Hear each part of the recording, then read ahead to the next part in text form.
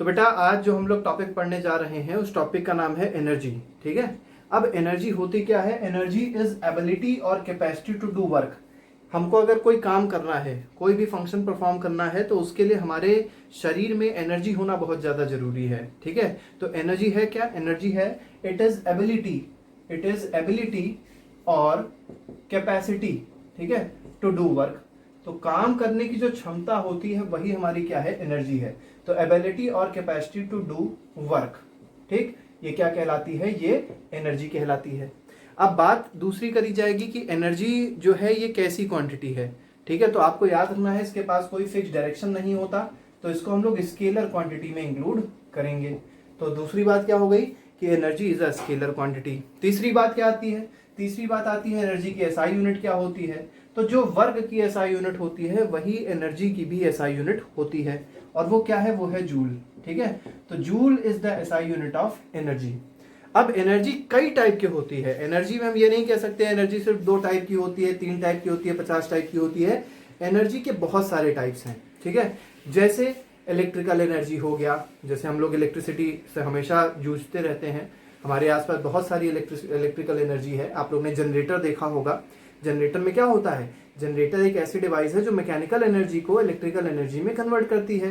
इसी तरीके से आप लोग रॉड देख रहे हैं, रॉड हो गया, बल्ब हो गया, ये क्या करता है? ये इलेक्ट्रिकल एनर्जी को लाइट एनर्जी में कन्वर्ट करता है। मतलब हमारे पास कई सारे एनर्जी दिखाई पड़ते हैं, जैसे इलेक्ट्रिकल एनर्जी हो गया, लाइट एनर्जी हो गया, काइनेटिक एनर्जी हो गई, पोटेंशियल एनर्जी हो गई, बहुत सारे टाइप की एनर्जी हमारे पास होती है। ठीक है। जैसे सेल की बात करी जाए तो सेल में से केमिकल एनर्जी होती है।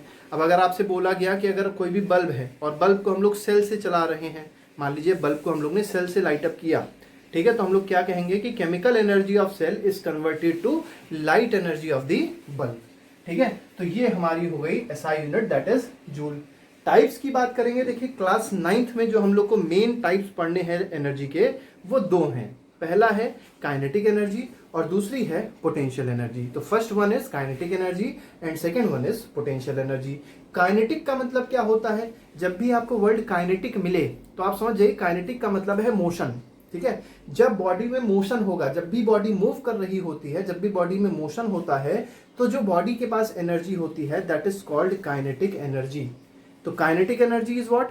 Kinetic energy is the energy of body due to its motion. ठीक है। या एनर्जी पॉजेस्ड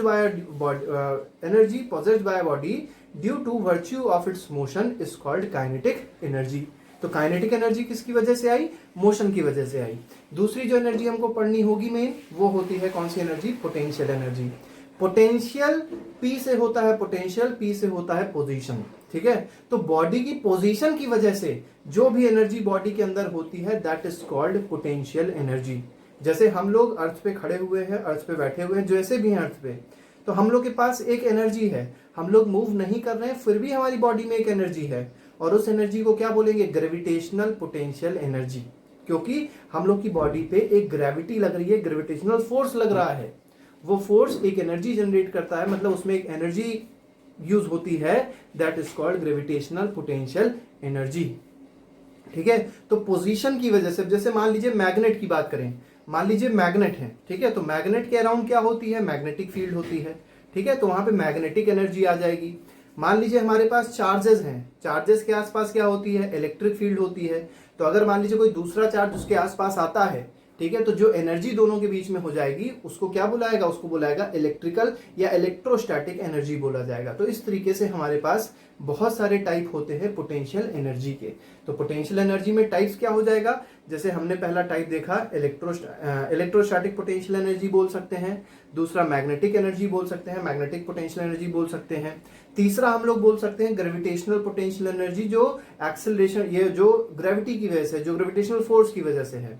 इसी तरीके से हम लोग एक और पोटेंशियल एनर्जी ले सकते हैं, जैसे आपने स्प्रिंग देखी होगी, ठीक है, स्प्रिंग देखी होगी, ठीक है, तो स्प्रिंग में जो एनर्जी जनरेट हो जाती है, जो स्प्रिंग में एनर्जी मतलब इसमें कह सकते हैं कि जो स्प्रिंग में एनर्जी होती है that is called spring potential energy. देखिए कैसे एनर्जी आएगी इसमें। अब मान लीजिए स्प्रिंग अभी इतनी बड़ी थी, हम लोग ने इसको कंप्रेस कर दिया।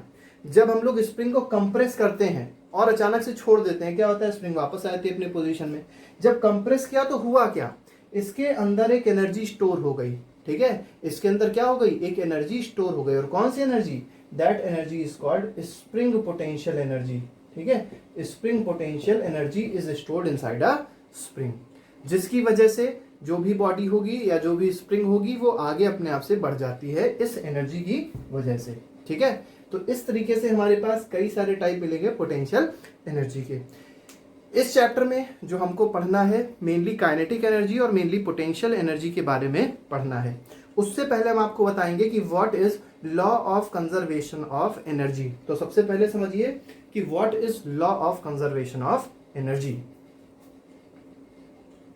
तो देखिए बेटा, law of conservation of energy क्या कहती है, law of conservation of energy कहती है दैट एनर्जी, जो भी एनर्जी होती है कभी भी उसको हम लोग क्रिएट नहीं कर सकते और कभी उसको हम लोग डिस्ट्रॉय नहीं कर सकते। Means energy can neither be created, can neither be created, ठीक है, और इसको कभी डिस्ट्रॉय नहीं कर सकते। इसका मतलब it can neither be created nor be destroyed, कभी इसको डिस्ट्रॉय भी नहीं कर सकते। ठीक है, तो क्या कर सकते हैं हम लोग, सिर्फ एनर्जी को एक फॉर्म से दूसरी फॉर्म में कन्वर्ट कर सकते हैं।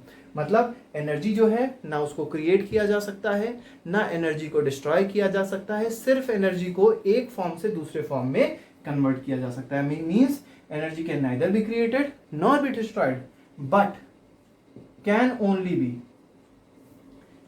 ओनली बी ट्रांसफॉर्म्ड फ्रॉम या converted from from one form to another, ठीक है। और ये देखिए ट्रांसफॉर्मेशन हो रहा है एनर्जी का, इसी को बोलते हैं ट्रांसफॉर्मेशन ऑफ एनर्जी भी, कि एनर्जी जो है वो क्रिएट और डिस्ट्रॉय नहीं करी जा सकती है, लेकिन एनर्जी को हम लोग एक फॉर्म से दूसरे फॉर्म में ट्रांसफॉर्म तो कर सकते हैं। This is also called law of transformation of energy. जैसे बहुत सारे हमारे पास अप्लायंसेस होते हैं और अलग अलग अप्लायंसेस में अलग अलग एनर्जी ट्रांसफॉर्म होती है। ठीक है, तो पहले तो ये समझना है कि कंजर्वेशन ऑफ एनर्जी क्या होती है। कंजर्वेशन का मतलब क्या हुआ कि एनर्जी पूरे यूनिवर्स में अगर एनर्जी की बात करें तो कंजर्व रहेगी, ना वो एंड होगी ना वो कहीं से स्टार्ट होगी। ठीक है, ना मतलब वो कभी क्रिएट हो सकती है ना वो कभी डिस्ट्रॉय हो सकती है, सिर्फ होगा क्या, एक फॉर्म से दूसरे फॉर्म में वो कन्वर्ट हो पाएगी। This is called This is law of transformation of energy and this is law of conservation of energy। ठीक है, अब हम लोग क्या बात करेंगे कि ट्रांसफॉर्मेशन जो हो रहे थे एनर्जी के वो किसमें कैसे ट्रांसफॉर्मेशन होते हैं। ठीक है, हमारे पास कई सारे अप्लायंस होते हैं, तो हम एक एक करके अप्लायंस लिखेंगे और आपको बताएंगे हर अप्लायंस में किस तरीके की एनर्जी ट्रांसफॉर्मेशन होती है। तो एनर्जी ट्रांसफॉर्मेशन में सबसे पहला जो हमारे पास है बल्ब है। अब कैसा बल्ब है, ये इलेक्ट्रिक बल्ब है। अब इलेक्ट्रिक बल्ब की अगर बात करी जाए तो इलेक्ट्रिक बल्ब में कौन सी एनर्जी किसमें ट्रांसफॉर्म होती है, तो इलेक्ट्रिकल एनर्जी ट्रांसफॉर्म होती है किसमें, लाइट एनर्जी में। This is L E means light energy. लेकिन लाइट के साथ साथ आपने देखा होगा बल्ब गर्म भी हो जाता है, हीट अप हो जाता है, तो लाइट एनर्जी और साथ ही साथ हीट एनर्जी में भी ट्रांसफॉर्मेशन होता है। Next is heater. हीटर में भी क्या होता है, हम लोग electrical energy provide, electric heater है ये, तो हम लोग इलेक्ट्रिकल एनर्जी प्रोवाइड करते हैं, और इलेक्ट्रिकल एनर्जी जब प्रोवाइड करते हैं तो मेनली जो हीट एनर्जी निकलती है इसमें, लेकिन हीट के साथ साथ आपने देखा होगा थोड़ी सी लाइट एनर्जी भी निकलती है। तो हीट ज्यादा क्वांटिटी में निकलेगी, लाइट बहुत कम क्वांटिटी में निकलेगी, इसलिए हम लोग हीट एनर्जी को पहले लिखते हैं और लाइट एनर्जी को इसके बाद में लिखते हैं। इसके बाद देखिए क्या है, इलेक्ट्रिक फैन है, ये सभी चीजें इलेक्ट्रिक वाली हैं। इलेक्ट्रिक फैन में क्या होगा, तो हम लोग ने इलेक्ट्रिकल एनर्जी दी, अब ये इलेक्ट्रिकल एनर्जी किस में कन्वर्ट हो जाएगी, तो इलेक्ट्रिकल एनर्जी कन्वर्ट हो जाएगी काइनेटिक एनर्जी में। फैन में मोशन आया ना, और जब फैन में मोशन आया तो वही हमको हवा नीचे मिलती है। ठीक है, एयर जब मूव करती है हमारे पास आती है। ठीक है, तो इलेक्ट्रिकल एनर्जी फैन के मोशन को क्रिएट कर रही है, मतलब it is been converted to kinetic energy. थोड़ा सा हम लोग हीट भी इसमें लिख सकते हैं, क्योंकि फैन जो होता है धीरे धीरे करके गर्म भी होता है, लेकिन वो हमारे पास मेन नहीं है। मोटर में क्या होता है, आपने इलेक्ट्रिक मोटर देखी होगी, इलेक्ट्रिसिटी उसमें प्रोवाइड करी जाती है, और उसमें आपने देखा होगा एक मोटर होती है जो रोटेट होने लग जाती है, उसके अंदर एक शाफ्ट होता है जो रोटेट होने लग जाता है। ठीक है, तो हम लोग क्या बोलेंगे कि हम लोग ने कौन सी एनर्जी प्रोवाइड करी, electrical energy we provided, this is input, electrical energy is the input, और आउटपुट में क्या मिला, मोशन मिला, मतलब मैकेनिकल एनर्जी, या इसको हम लोग काइनेटिक एनर्जी बोल सकते हैं, लेकिन मैकेनिकल आप मान के इसको चलिए। ठीक है, वैसे काइनेटिक भी लिखा जा सकता था क्योंकि काइनेटिक एनर्जी में मेनली कन्वर्जन हो रहा है, लेकिन हम लोग मैकेनिकल भी मान लेते हैं क्योंकि हम लोग ये समझते हैं कि वहां पे मैग्नेट्स भी होते हैं जो मैग्नेटिक फील्ड भी प्रोड्यूस करते हैं। ठीक है, तो उससे पोटेंशियल एनर्जी भी आ जाएगी, तो पोटेंशियल और काइनेटिक का सम क्या हो जाएगा, मैकेनिकल एनर्जी हो जाएगा। इसके बाद जनरेटर है, जनरेटर में अपोजिट काम होता है। यहाँ पे अगर इलेक्ट्रिकल टू मैकेनिकल है, जनरेटर में उल्टा काम होगा। क्या, यहाँ पे मैकेनिकल एनर्जी प्रोवाइड करी जाती है और ये किस में कन्वर्ट हो जाती है, इलेक्ट्रिकल एनर्जी में कन्वर्ट हो जाती है। ये कैसा जनरेटर है, तो ये भी इलेक्ट्रिक जनरेटर है। ठीक है, माइक्रोफोन की बात करी जाएगी। माइक्रोफोन आपने अक्सर स्कूलों में देखा होगा, होता है जिसमें सुबह की प्रेयर होती है, सामने माइक लगा होता है, बच्चे बोलते हैं उसमें। तो देखिए हम लोग उसमें बोल रहे हैं, जब हमने बोला तो वो वायर के थ्रू जो भी सिग्नल्स थे वो कहाँ पहुंचते हैं, स्पीकर के पास में पहुंचते हैं। ठीक है, जब हम बोल रहे हैं तो मतलब हमने साउंड एनर्जी प्रोवाइड करी और वो किस में कन्वर्ट हो गई, तो जो वायर से साउंड तो जाएगा नहीं, वायर से क्या आते हैं, इलेक्ट्रिकल सिग्नल्स जाते हैं। इसका मतलब क्या हुआ कि जो माइक्रोफोन है it is converting sound energy into electrical energy. ठीक है, अब देखिए सेल की बात करी जाए, जो हमारे पास केमिकल सेल्स होते हैं, इनकी अगर बात करी जाए तो ये केमिकल एनर्जी को, ठीक है, केमिकल एनर्जी, क्योंकि इसके अंदर आपको पता होगा केमिकल्स होते हैं। ठीक है, इलेक्ट्रोलाइट्स होते हैं, एनोड होता है, कैथोड होता है, मतलब केमिकल्स यहाँ प्रेजेंट है। तो वो केमिकल एनर्जी को किस में कन्वर्ट कर रहा है, इलेक्ट्रिकल एनर्जी में कन्वर्ट कर रहा है। This is the function of cell.